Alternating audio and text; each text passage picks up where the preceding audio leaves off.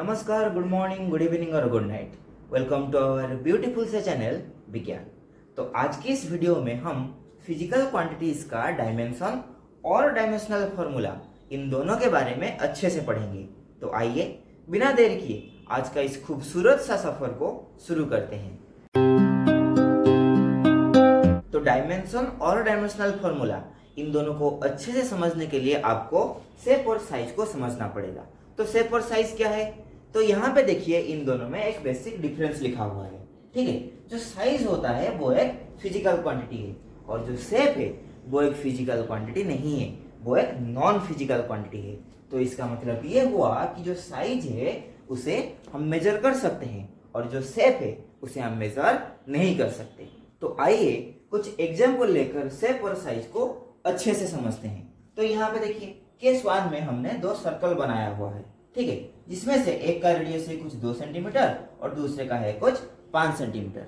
तो क्या हम यहाँ पे इन दोनों को आइडेंटिकल बोल सकते हैं? नहीं बोल सकते। क्यों? क्योंकि ये दोनों 100% सेम नहीं है, लेकिन फिर भी इन दोनों में कुछ सिमिलरिटीज है। तो इसीलिए इन दोनों को आइडेंटिकल नहीं बोलकर क्या बोलेंगे? इक्विवेलेंट बोलेंगे। ठीक है, तो यहाँ पे देखिए, क्या यहाँ पे इन दोनों को हम आइडेंटिकल बोल सकते हैं? जरूर बोलेंगे। क्यों? क्योंकि यहाँ पे ये दोनों बिल्कुल बराबर है, ये दोनों 100% सेम है। ठीक है, तो 100% सेम होने के लिए क्या होना पड़ेगा? 100% सेम होने के लिए इक्विवेलेंट होने के साथ साथ इक्वल भी होना पड़ेगा। इक्वल मतलब हम जितना भी फिजिकल क्वांटिटी इनमें मेजर कर सकते हैं, अगर उन सबका वैल्यू सेम आता है तो हम क्या बोलेंगे? दो फिगर्स इक्वल है। तो अगर दो फिगर इक्वल होने के साथ साथ इक्विवेलेंट भी हैं तो हम क्या बोलेंगे? आइडेंटिकल बोलेंगे। तो यहाँ पे देखिए आइडेंटिकल होने के लिए जितना भी मेजरमेंट सेम होना पड़ेगा उन सबको मिलाकर एक नया फिजिकल क्वांटिटी बना दिया गया जिसका नाम है साइज। तो साइज क्या है? Size is the measurements of all the measurable physical quantity in a substance. तो साइज से ये पता चला कि बहुत सारे छोटे छोटे फिजिकल क्वांटिटी मिलकर एक बड़े फिजिकल क्वांटिटी को बनाते हैं। तो एक बड़े फिजिकल क्वांटिटी को पूरी तरह से डिस्क्राइब करने के लिए जितने भी फंडामेंटल फिजिकल क्वांटिटीज का यूज होता है उन सबको हम डायमेंशन बोलेंगे। तो यहाँ पे वही लिखा हुआ है। क्या लिखा है? It is the minimum number of independent fundamental physical quantities used in a physical quantity to describe it completely. ठीक है, तो यहाँ पे जो डायमेंशन होता है इसे इस तरह से डिनोट किया जाता है। ध्यान दीजिएगा, यहाँ पे कोमा रहेगा और किसी भी तरह का ब्रैकेट नहीं रहेगा। तो यहाँ पे जो एबीसी होते हैं वो 3 इंडिपेंडेंट फंडामेंटल फिजिकल क्वांटिटी होते हैं। तो डायमेंशनल फॉर्मूला क्या है? ये एक ऐसा फॉर्मूला है जिस फॉर्मूले में से हम ये पता कर सकेंगे कि एक फिजिकल क्वांटिटी को पूरी तरह से डिस्क्राइब करने के लिए कितने तरह का फंडामेंटल फिजिकल क्वांटिटी यूज हो रहे हैं और वो कितने बार यूज हो रहे हैं। ठीक है, तो यहाँ पे वही लिखा हुआ है। क्या लिखा है?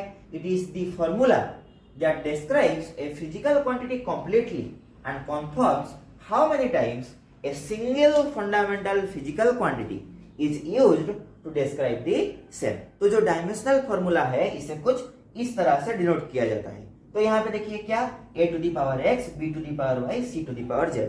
ध्यान दीजिए, यहाँ पे डायमेंशन के बीच में किसी भी तरह का कोमा नहीं रहेगा और आखिरी में ये दोनों स्क्वायर ब्रैकेट में बंद होंगे। ठीक है, तो यहाँ पे जो एबीसी है वो इंडिपेंडेंट फंडामेंटल फिजिकल क्वांटिटी है और जो एक्स वाई जेड है वो क्या है? वो इंटीजर्स होते हैं, यानी 0 +or -1 +or -2 +or -3 और ऐसे ही। तो आइए यहाँ पे कुछ इंपॉर्टेंट फिजिकल क्वांटिटीज का डायमेंशनल फॉर्मूला देखते हैं। ठीक है, तो यहाँ पे पहले नंबर पर आता है क्या? डिस्प्लेसमेंट। ठीक है, तो जो डिस्प्लेसमेंट है वो एक लेंथ है, तो इसीलिए इसे एल से रिप्रेजेंट किया गया। ठीक है, लेकिन जो वेलोसिटी है वो क्या है? डिस्प्लेसमेंट अपॉन टाइम है, यानी डिस्प्लेसमेंट को हम एल से रिप्रेजेंट करते हैं और जो टाइम होता है उसे टी से रिप्रेजेंट करते हैं। ठीक है, तो इसे हम यहां से बोल सकते हैं एल टी -1। तो सिमिलरली यहाँ पे एक्सेलरेशन, यहाँ पे हम क्या करेंगे? वेलोसिटी का डायमेंशनल फॉर्मूला लगा देंगे और नीचे आ जाएगा टाइम। क्या? यहाँ पे आ जाएगा L T to the power -1 और नीचे आ जाएगा क्या? एक और टाइम। ठीक है, तो इसका डायमेंशनल फॉर्मूला बन जाएगा L T to the power -2। ठीक है, तो फोर्स जो होता है वो मास इनटू एक्सेलरेशन होता है, यानी मास को हम m से रिप्रेजेंट करेंगे और जो एक्सेलरेशन है उसका जो डायमेंशनल फॉर्मूला है वो L(t⁻⁻2) है। तो इसलिए जो फोर्स है उसका डायमेंशनल फॉर्मूला आ जाएगा क्या, mL(t⁻⁻2).